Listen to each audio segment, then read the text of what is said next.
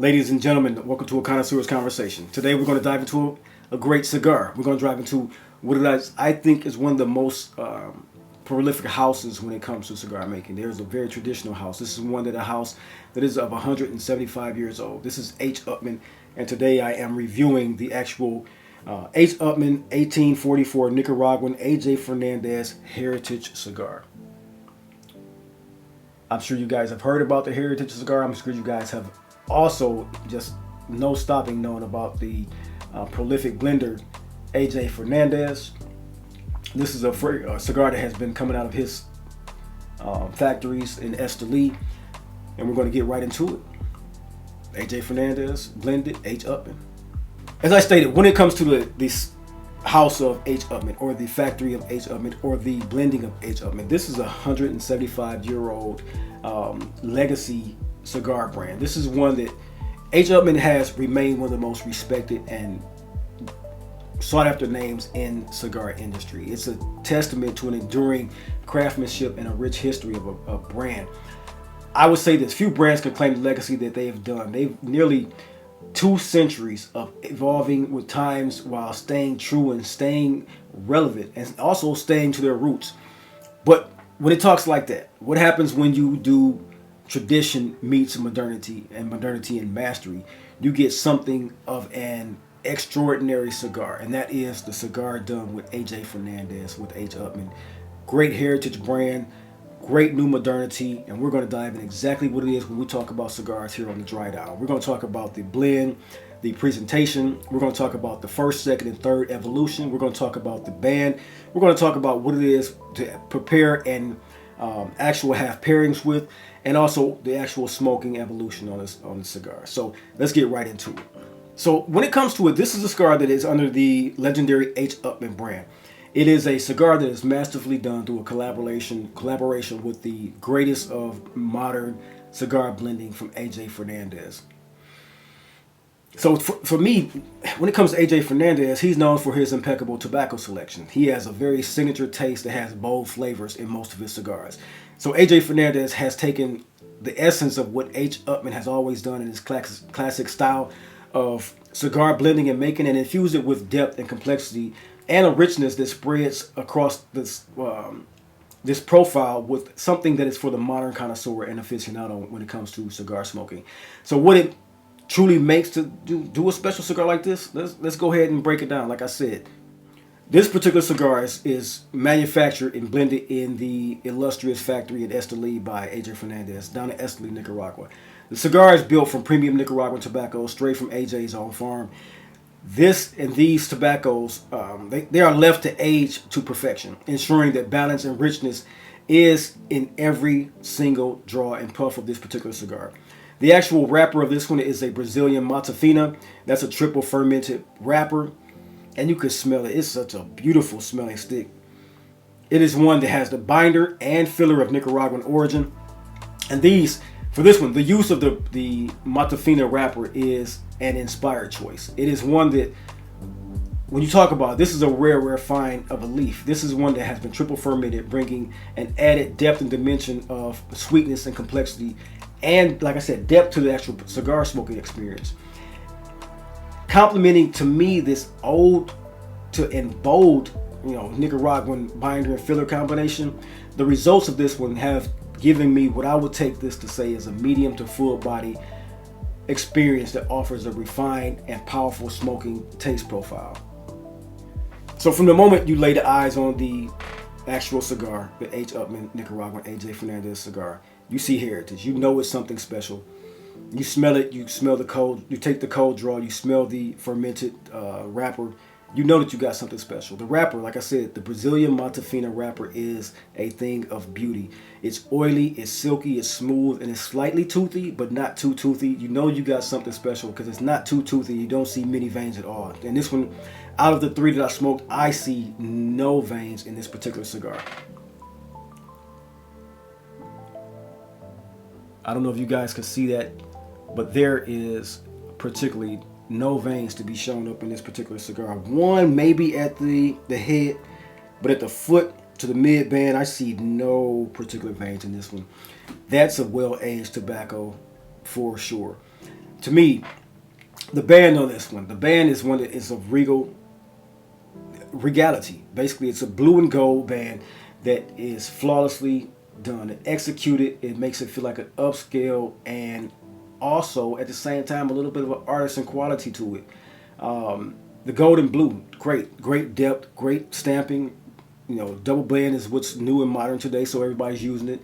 So while embracing the contemporary aesthetic, they've done a good job in selecting the gold and blue, and I think it's a very beautiful backdrop or foreground to the backdrop of the deep, rich brown Fina wrapper.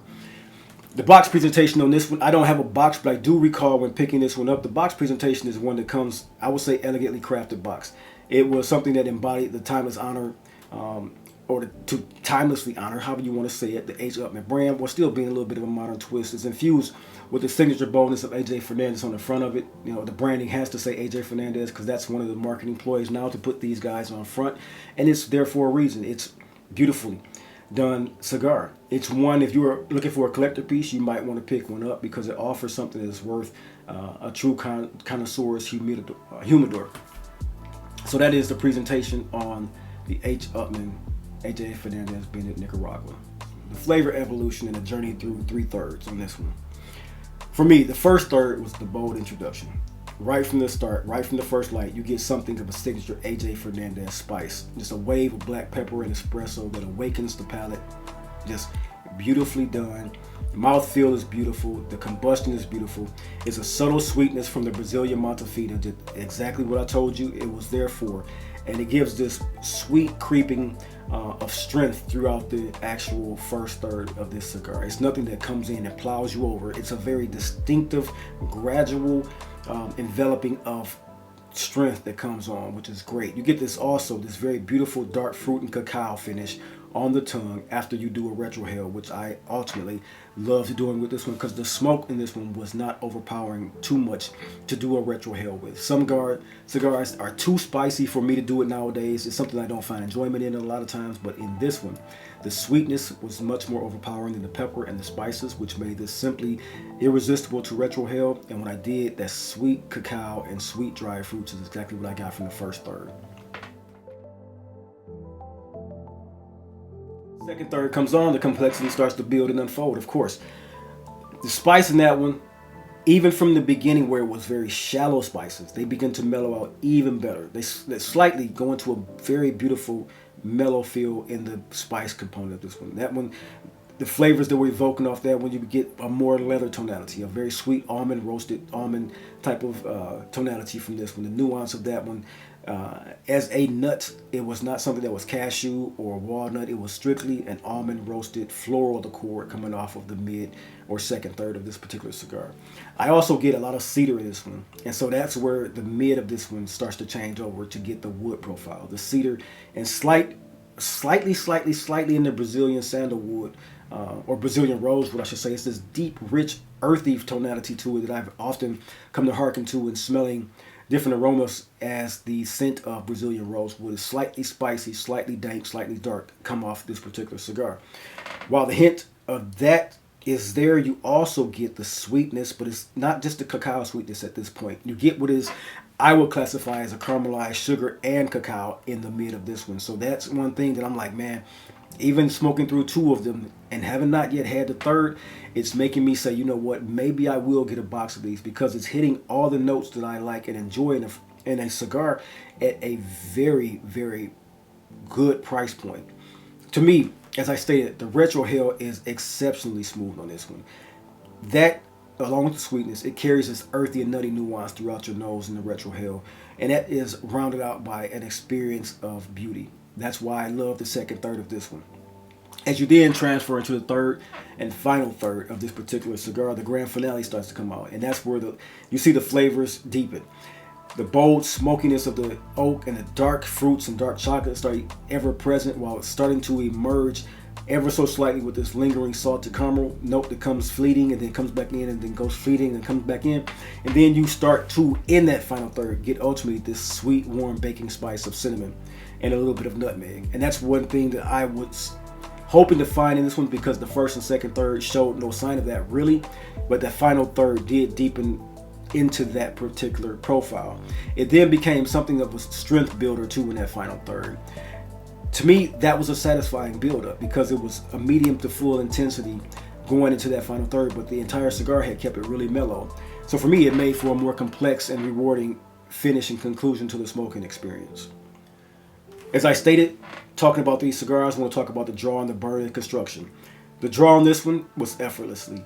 I should say it was effortless. It was something that was just a smooth, cool draw. That is something I come to expect from AJ Fernandez and his blends, and so it was just the right amount of resistance while still being an effortless draw. The burn line, that's where I had a little bit of a trouble with this particular cigar. It did not stay as sharp as I was expecting it to be with how beautifully it was rolled. What I was finding that the cigar has some heavy overlap in the construction of it. I don't know if I could show you that. There are some previews of it here. It probably would be hard to distinctively, but if you could see under the band there, there's a slight heavy overlap of the wrapper. And the way that will burn sometime in my cigars, and I noticed that in the first one and the second one, it did the same thing, that overlap would begin to kind of burn unevenly. And I didn't like that about it, but I'm just thinking that it's got something to do with the fermentation process and the actual construction and the quality of construction with the factory. But for these, it was very, very odd to see that it burned how the overlap came. But beyond that, the burn line, like I said, was a bit wonky. Nothing terrible. It wasn't something that was a 45-degree angle, but something where I would have to touch up with a lighter every so often. The ash, though. The ash, even though when I had to light it for a second or third time, the ash stayed tight and compact on this one. It was white ash with gray background, slightly flaky, but nothing that was going to fall off if I didn't tap it. And it would hold well beyond an inch like I expect from a well-constructed cigar. It was just that it burned kind of wonky. The smoke output on this one, very thick, very luxurious plumes of smoke, aromatic, creamy. The room smell was also delightful as well. It stayed inside of my wool sweater for about a day or so on each profile, but it was nothing that was just heavily aromatic or heavily scented. It was something that just stayed in my clothing. If I chose to put it in a dry cleaner, I could, but I think if I just let it air out, it would have gone out, and it has. And so that's one thing about this particular cigar as well. That room smell in this one was nice. It had a little bit of a barnyard smell at first, but when the room started to kind of clear out with the exhaust fumes getting pushed out, it was becoming a nice room scent. That's the AJ Fernandez Heritage Edition from H. Upmann. As I state, like right now, I'm drinking Decoy.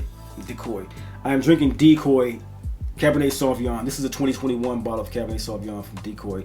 This is a Duckhorn company, and I am a very big proponent of this as a affordable cab. This is a great cab to have, and this is what I was choosing to drink today with this particular one, and what I've chosen to drink with these cigars. I did the first day. I had a mix. I had a Tempranillo and a Sauvignon, Cabernet Sauvignon with the first cigar. The second cigar, I was drinking. Forget the name of the cab, the 3x cab, which was a great cab to try with that one. Now I'm going to do the Decoy cab. But as it comes, a cigar of this caliber, it deserves equally refined pairings. And so for me, pairing this particular cigar, whether I was just chilling at the house or out to a restaurant, which I did, leave a restaurant and then go out and smoke at a bar, a cigar bar, a cigar lounge here, that was a great way to introduce my palate to something else. And so what I would suggest, though, with this one, I would say drink an aged rum with this one. The molasses sweetness from that aged rum would make this a very well balanced profile and pairing, because the complementing taste of that rum, that well-aged rum with the rich cacao spices that come off this particular cigar, you're going to enjoy that. I would also suggest, like I just stated, the full-bodied wine of a Cabernet, a Malbec, are great. This is a dark fruited wine. It's beautiful. It has notes that are selenic, slightly tannin, nothing overbearing when it comes to tannins when it comes to Duckhorn. The fruit, mulberry, very dark, very lush prunes, very dark, very lush blackberry, hints of oak, hints of, what else you get in this one? Hints of dried raisin. What I would also try with this particular cigar is a testament to the maturity of this one. I would try a dark stout beer. I think that the roasted malts of dark stout beer that comes out chocolatey, the profile of that one is one that I think would enhance the flavor of this espresso, caramelized note, and sugar nuance from this particular cigar. Bold espresso, if I was choosing something that was a pairing option that was non-alcoholic, it would have to be something very, very dark. I wouldn't try anything like a tea or a latte. It would have to be a very dark espresso style of coffee that has undertones that come of earthy profiles from coffee. So I would think something like a very, very deep, rich, dark shot of espresso for this particular cigar. So for me, guys, the final verdict, I would say, why would this belong in your humidor? Simply put, the H. Upmann AJ Fernandez collaboration is one that is a testament of power of collaboration. It's a bridge between the modern and the classic heritage. It's a 175-year brand with one of the best blending minds that we have today in cigars. And so it's an outstanding ode to craftsmanship with a flawless draw, a little bit of wonky burn, but a flawless draw. The flavor transitions on this one evolved beautifully from first light to the final puff. And to me, it was a refined tobacco experience because the blend had strength, depth, and sweetness. I would say perfect for all seasons, all days, all temperaments, because it is a very affordable stick. And I'm looking to experience more from the AJ Fernandez brand. You know, Lost World is one of my favorite to go to with smokes, but me reaching out and seeing what this H. Upmann had to do because of his name being on it, I think I'm very pleased. So this is a bold Nicaraguan cigar that has rich taste and rich aroma, and AJ Fernandez did his thing with this particular cigar. I want to thank you guys for watching this particular cigar review. As always, if you found something entertaining or educational about this, just tap in below. Don't forget to subscribe, and you know, if you got something that you're smoking this weekend for Super Bowl Sunday, let me know. Tap in below. Until next time, until next video, you guys have a blessed day. This has been the AJ Fernandez and H. Upmann collaboration.